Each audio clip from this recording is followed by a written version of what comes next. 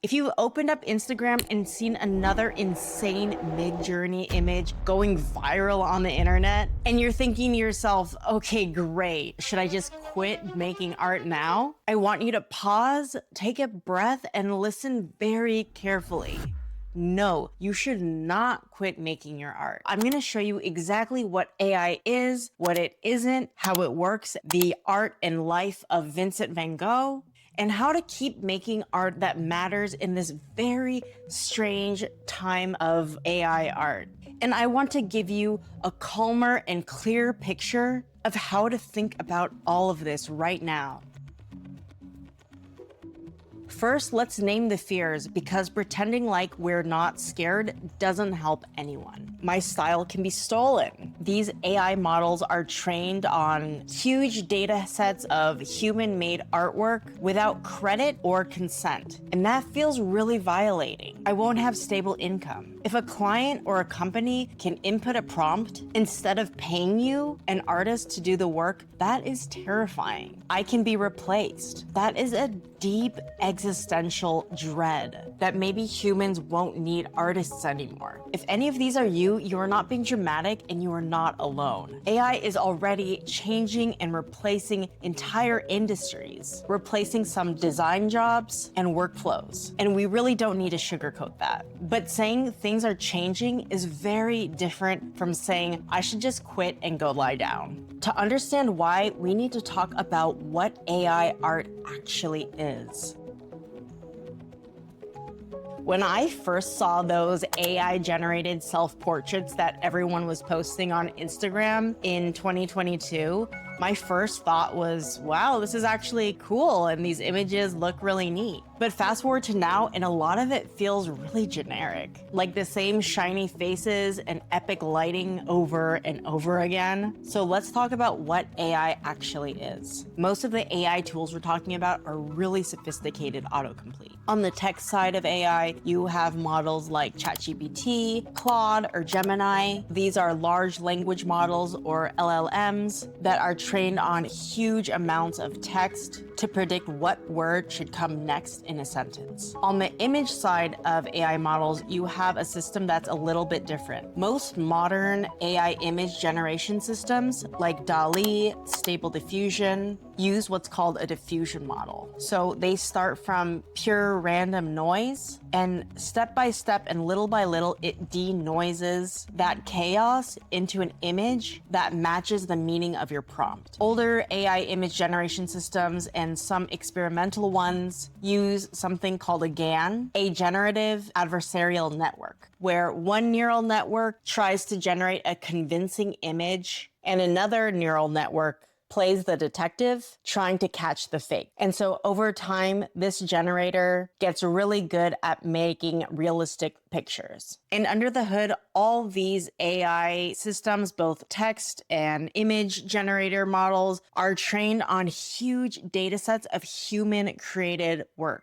Paintings, photos, fan art, blog posts, sketches, articles, everything that we have been uploading to the internet for decades. So when you type in, make me a surreal oil painting of a fox in this style, AI is not having a creative epiphany. It is remixing, blending, and averaging visual patterns that it has seen before. Is that clever? Yes. Can it be useful?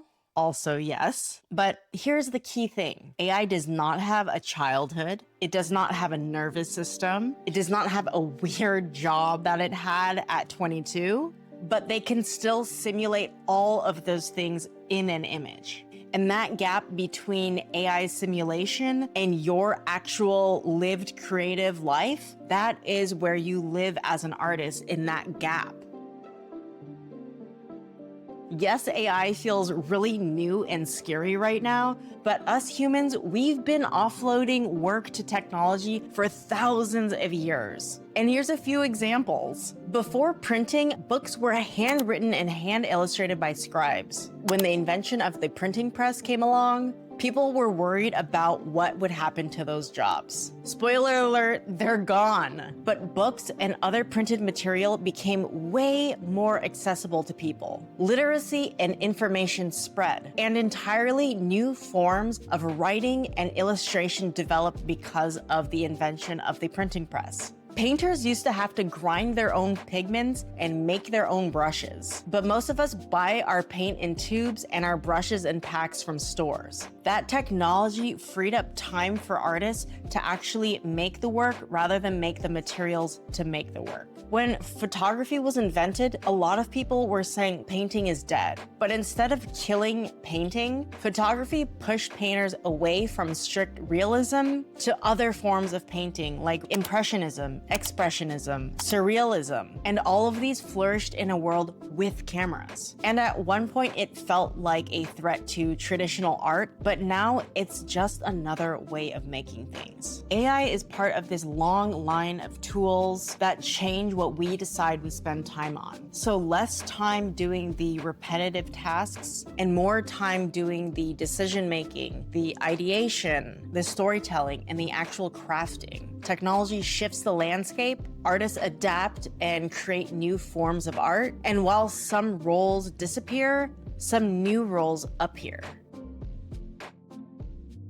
So if the tools keep changing, what actually stays the same? I have two ways of defining art, and both are important. The first way I think about art is a technical, skill-based aspect. So this is your brush control. This is your line work, your understanding of how clay dries in a kiln, how digital layers behave with one another. These are all the logistical, technical things that artists learn from the experience of making their art. And this is the part that a lot of new technology like AI can change. A second way that I like to think about art is a more etheric and emotional way of understanding art as a mirror that reflects our fears, our desires, our obsessions, our questions, our fantasies. And the artist holding up that mirror is a human being who is wrapped up in their own emotions and human experiences. Think about someone like Vincent van Gogh. People love his paintings because of these two reasons. The very distinct way in which he created his paintings, so his brush strokes